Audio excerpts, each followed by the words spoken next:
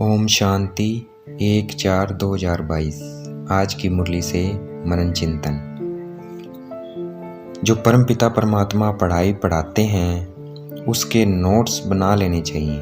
हमें उसके नोट्स बना के रखने हैं, फिर घड़ी घड़ी उनको रिवाइज करते रहना चाहिए। नहीं तो माया ऐसी है जो बहुत पॉइंट्स बुला देती है। इस वक्त हमारी लड़ाई माया रावण से है, तो माया रावण शिव बाबा को बुलाने की पूरी कोशिश करेगी, पढ़ाई को भी बुलाने की पूरी कोशिश करेगी। इसलिए हमें अच्छे अच्छे पॉइंट्स नोट करके रखने हैं और उन्हें बार बार रिवाइज करते रहना है। कल्प कल्प शिव बाबा हम ब्राह्मणों को ब्रह्मा मुख द्वारा अपना बनाते हैं। ये बात ना गीता में लिखी हुई है ना शास्त्रों में लिखी हुई है। जब हम सतो प्रधान होते हैं फिर सतो में होते हैं तो भक्ति नहीं होती है। वहाँ ज्ञान की प्रारब्ध होती है, ज्ञान होता है। जब हम रजों में आते हैं तब हम भक्ति शुरू करते हैं। फिर ये शास्त्र आदि सब भक्ति में काम आते हैं और ये भक्ति में जब शुरू होती है तब ही बनते हैं। शिव बाबा गीता के टीचर हैं। शिव बाबा टीचर के सिवाय कोई गीता समझा नहीं सकता। इसलिए श्रीमद् भागवत गीता का गायन है और श्रीमद् भागवत गीता कहते हैं। शिव बाबा विश्व के रचयिता हैं, स्वर्ग के रचयिता हैं। शिव बाबा विश्व की सर्व आत्माओं के पिता हैं। शिव बाबा पिता है, इसलिए उनसे वर्षे में स्वर्ग की बादशाही मिलती है। भक्ति में विष्णु का चित्र अर्थात विराट रूप में 4 वर्ण दिखाते हैं, देवता, क्षत्रिय, वैश्य, शूद्र, परंतु उनको 5 में ब्राह्मण वर्ण का नहीं पता है। मनुष्य को यह बिल्कुल नहीं पता ऊंचे तो ऊंचा वर्ण ब्राह्मण वर्ण है, जो परमपिता परमात्मा स्वयं स्थापन करते हैं। ये वर्ण भारत के हैं। इन वर्णों में और कोई नहीं आता, सिर्फ भारतवासी ही आते हैं। भारतवासी ही पूरे 84 जन्म लेते हैं। परमपिता परमात्मा ब्राह्मण, देवता और क्षत्रिय 3 धर्म एक साथ स्थापन करते हैं। परमपिता परमात्मा गीता के भगवान हैं। कोई भी देवता को भगवान नहीं कह सकते, तो मनुष्य को भगवान कैसे कह सकते हैं। सबसे ऊंचे शिव बाबा हैं, फिर है सूक्ष्म वतनवासी ब्रह्मा विष्णु शंकर, फिर है इस धरती पर श्री कृष्ण। ज्ञान का तीसरा नेत्र सिर्फ ब्रह्मा मुख वंशावली हम ब्राह्मणों का ही खुलता है। हमें ही मिलता है ये ज्ञान का तीसरा नेत्र। फिर ये ज्ञान प्राय लोप हो जाता है। परमपिता परमात्मा ब्रह्मांड का मालिक है, वह सृष्टि के मालिक नहीं है। हम बच्चे सृष्टि के मालिक बनते हैं। शिव बाबा ने हम बच्चों को बहुत उच्च बनाया है। पहले हम आत्माएं बाप के साथ ब्रह्मांड में रहती हैं, तो परमात्मा के साथ हम भी ब्रह्मांड के मालिक होते हैं। परंतु इस धरती पर हम बच्चे ही महाराजा महारानी बनते हैं। बाप शिव बाबा महाराजा महारानी नहीं बनते। हम बच्चे ही पूज्य से पुजारी बनते हैं। फिर परमात्मा पतित साधारण शरीर में आकर हम पतितों को पावन बनाते हैं। तो देखो हम बच्चे कितने महान हैं, हमें कितना उच्च बनाते हैं शिव बाबा। हम ब्राह्मण आत्माओं के सिवाय कोई भी विद्वान पंडित इस ब्रह्मांड, सूक्ष्म वतन और सृष्टि चक्र के राज को नहीं जानता है।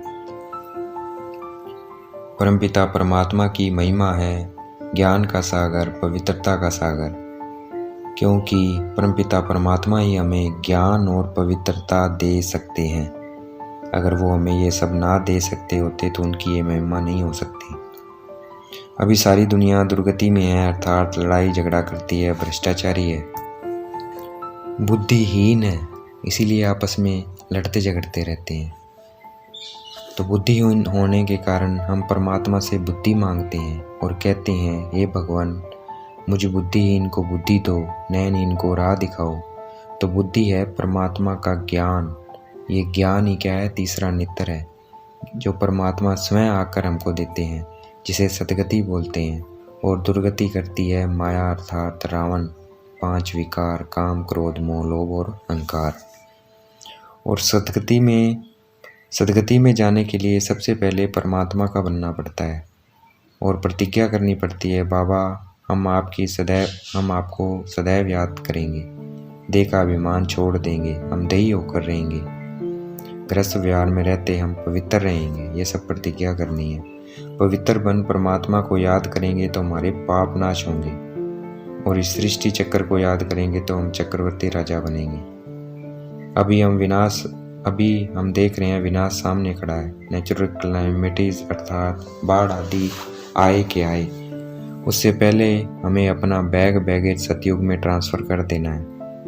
जब मनुष्य मरता है तो सारी कीचड़ पट्टी करनी घोर को दे देते हैं ना, जब मरता है कोई, वैसे ही हमें अपनी कीचड़ पट्टी करनी है।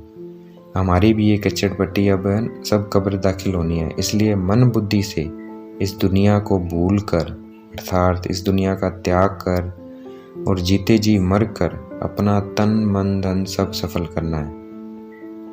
हम रावण को वर्ष इसलिए जलाते हैं क्योंकि हम रावण 5 विकार काम क्रोध मोह लोभ अहंकार से दुखी हैं, बहुत दुखी हैं। परंतु रावण जलता ही नहीं है। हम जलाते हैं उसको दुखी होने के कारण, पर वो जलता नहीं है, क्योंकि रावण को जलाने का रास्ता ज्ञान और राजयोग है जो परमात्मा अभी हमें सिखा रही हैं। सिर्फ यह एक ही रास्ता है जिससे हम रावण को हमेशा के लिए जला सकते हैं, नहीं तो ये हमें मरते दम तक दुखी करता रहेगा और दुर्गति हो जाएगी। इसलिए मरने से पहले अपनी सदगति करनी है। ये जो गीता सेंटर्स हैं, गीता पाठशालाएं हैं, ये है सच्चे तीर्थ जो सचखंड में ले जाते हैं। सच्चे सेंटर्स हैं, गीता पाठशालाएं हैं, ये क्या है, सच्चे तीर्थ हैं जो हमें सचखंड में ले जाते हैं। बाकी सब जो तीर्थ हैं वो हमें झूठखंड में ले जाते हैं। वह शरीर के तीर्थ यात्रा, वह शरीर की तीर्थ यात्रा है, और यह है रूहानी तीर्थ यात्रा, आत्मा की यात्रा है। आज की मुरली का वरदान: सतता के साथ सभ्यता पूर्वक बोल और चलन से आगे बढ़ने वाले सफलता मूर्त भव। सतता अर्थात सच्चाई के साथ, सभ्यता मतलब डिसिप्लिन पूर्वक बोल हो, हमारे मीठे बोल हो, और चलन रॉयल हो, पवित्र हो, आगे बढ़ने वाले सफलता मूर्त भव। ऐसे हम होंगे तो हम सफलता प्राप्त कर सकते हैं जीवन में। हमारे अंदर सच्चाई हो, डिसिप्लिन हो, बोल डिसिप्लिन हो, चलन पवित्र हो, तभी हम जीवन में सफलता प्राप्त कर सकते हैं। आज की मुरली का स्लोगन: संबंध संपर्क और स्थिति में लाइट रहो, दिनचर्या में नहीं। भाई संबंध संपर्क में हमें और स्थिति में लाइट बन के रहना है। मैं आत्मा हूँ, आई एम स्टार। दूसरा भी क्या है, आत्मा है, लाइट बन के रहना है। लेकिन दिनचर्या में लाइट बनकर नहीं रहना, मतलब हल्का नहीं लेना पुरुषार्थ बहुत मन लगा के करना है। तो आज का स्लोगन है संबंध संपर्क और स्थिति में लाइट रहो, लेकिन दिनचर्या में नहीं। अच्छा, ओम शांति। शुक्रिया मीठे बाबा, शुक्रिया।